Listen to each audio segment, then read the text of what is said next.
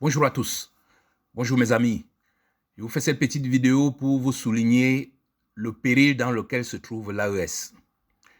Oui, mes chers amis, quand on regarde l'agissement de l'ONU, des États-Unis, du Fonds monétaire international, de l'Union européenne vis-à-vis des pays de l'AES, on voit clairement un schéma de strangulation par triangulation. J'appelle donc à l'attention, à la vigilance.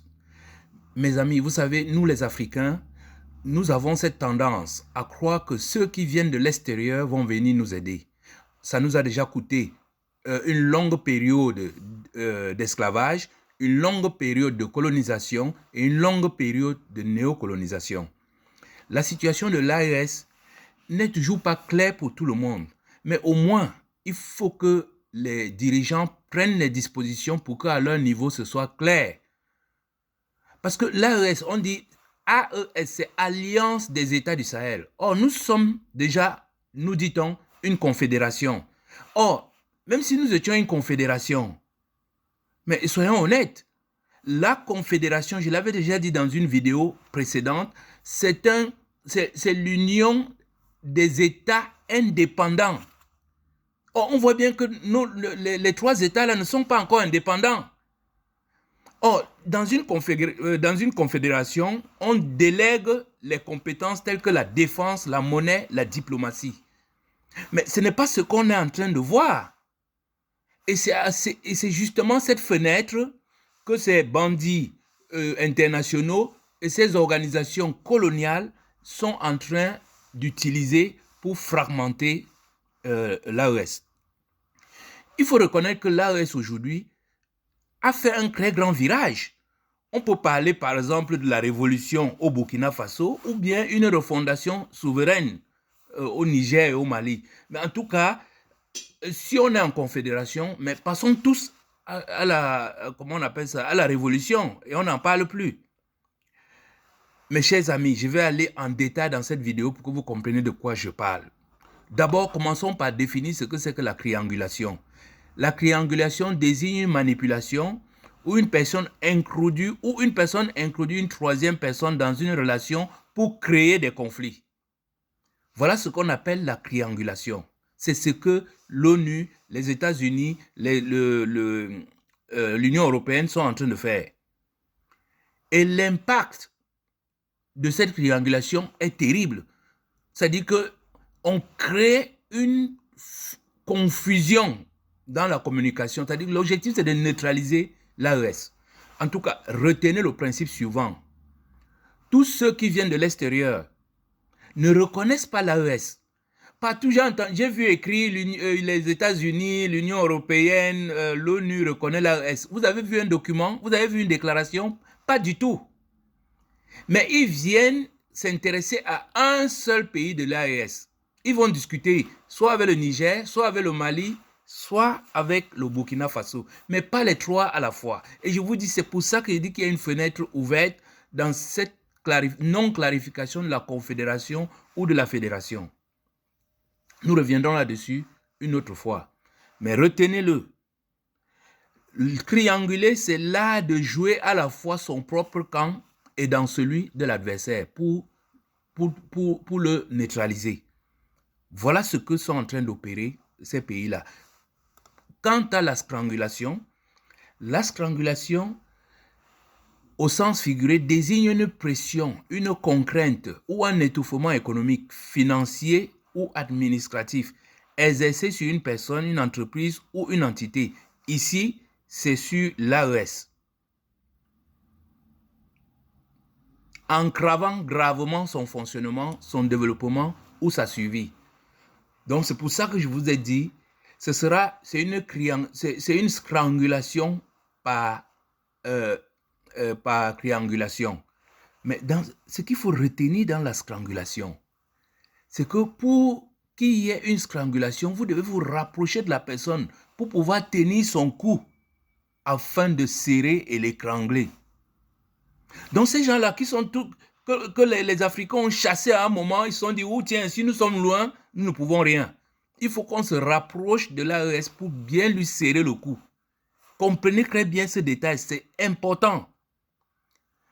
Je le dis aux dirigeants de l'AES, à tous ces officiers, vous n'êtes pas les premiers à avoir fait les coups d'État en Afrique. Vous n'êtes pas les premiers à avoir compris la problématique de l'Afrique. Mais ce qui a fait votre réussite, c'est que vous avez éloigné l'élément de strangulation. Vous avez chassé les bases françaises, les bases américaines, fermé l'ambassade de France et tout ça. Et c'est ça qui a permis tout ce développement extraordinaire qu'on a vu pendant les 2 ou 3 années qui viennent de se dérouler. C'est parce que vous avez éloigné ces mains qui viennent vous stranguler. Or, depuis le début de cette année 2026, on a l'impression qu'il y a un relâchement et du coup, paf, les voilà qui reviennent. Prenons un à un, le Burkina Faso de l'AES. Alors, il y a Kenji Okamura qui est le directeur adjoint de FMI, a fait le déplacement pour venir dire au Burkina Faso, le Burkina Faso est comme son drapeau, une étoile brillante. On croirait que c'est Nyamsiwa Cameroun qui parlait. Ça, c'est le président. Oh, si vous allez dans les archives, vous allez voir que ces messieurs-là disaient déjà la même chose au temps de Compaoré, au temps de celui qui est resté là quelques années et tout. Ils disent toujours la même chose. Le but, c'est de se rapprocher de vous pour vous serrer le cou. Pareil, on a vu les gens de l'ONU débarquer à Ouaga pour venir nous dire que oh, l'ONU a changé sa façon de faire. Mais où est le document où l'ONU a reconnu l'AES? Et s'ils avaient reconnu l'AES, si le FMI avait reconnu l'AES, pourquoi ne pas rencontrer les 3 présidents en une seule fois et discuter des problèmes économiques de l'AES? C'est pour ça que je vous dis que cette confusion de la Confédération est une porte ouverte à toutes les dérives. Notez bien sur cette image que le président Traoré et le ministre des Affaires étrangères du Burkina ont pris la peine d'afficher non seulement le drapeau du Burkina, mais ils ont mis le drapeau de l'AES. Ce qui peut donner un peu d'épaisseur à l'idée que je suis en train de mettre ici. Passons au deuxième cas. Et n'oubliez pas le message qu'ils veulent envoyer. Ils disent, le Mali et le Niger doivent être jaloux du Faso. Hein? Le Burkina est comme son drapeau, une étoile brillante. C'est-à-dire que le Burkina brille, alors que le Mali et le Niger ne brillent pas. Il faut bien comprendre ce langage-là. Elle est décortiquée. Le deuxième cas, c'est le Mali de l'AES. Qu'est-ce qu'on a envoyé pour le Mali? C'est les États-Unis. On dit, oh, les États-Unis changent de stratégie et reconnaissent l'alliance des États du Sahel. Vous avez vu cette reconnaissance où? Il n'y a eu aucune reconnaissance. Ils sont venus au Mali parce que leurs intérêts, leur idée de prendre tout l'or du Mali ne les a pas quittés. Pourquoi les États-Unis n'ont pas réuni le Niger, le Mali et le Burkina Faso? Donc ici, une fois de plus, on veut montrer que le Faso et le Niger doivent être jaloux du Mali qui a de très bonnes relations avec les États-Unis. Eh bien non. Ça, je vous dis, il ne faut plus laisser ce genre de choses se produire. Sur le plan diplomatique, soit les 3 présidents, soit les 3 ministres des Affaires étrangères, mais en tout cas, il faut faire rythmer la confédération. Troisième exemple, le Niger de l'AES. Depuis le début de cette année 2026, il y a une offensive, mais terrible, sur le Niger, parce qu'ils considèrent que le Niger est le maillon faible de l'AES. L'Union européenne qui s'amène, on dit, l'Union européenne a amorcé un changement de cap pragmatique. Non, on n'a pas dit, amorcer ne veut pas dire que vous avez... je vous dis, allez chercher sur le site de l'Union européenne, vous n'allez pas voir un seul endroit où ils ont reconnu l'AES. Mais par contre, ils viennent au Niger. Et vous avez vu les titres. L'Union européenne veut aller de l'avant avec le Niger. Le Niger et l'Union européenne vers un nouveau départ. C'est l'Union européenne et le Niger, ce n'est pas l'Union européenne et l'AES. Donc, il faut très bien, je vous dis ça, c'est très, très dangereux. Cette triangulation est mortelle. Il faut éviter ça. Et tout à l'heure, je vous parlais des drapeaux dans les bureaux des différents ministres du Mali ou des présidents du Mali et du Burkina. Mais regardez le cas du Niger. Comme je vous dis que c'est le maillon faible. Dans le cas du Niger, c'est un seul drapeau. C'est le drapeau du Niger. Regardez très bien. C'est le drapeau du Niger qui est là, avec l'ancien ministre des Finances français. Donc je vous dis, faisons très attention.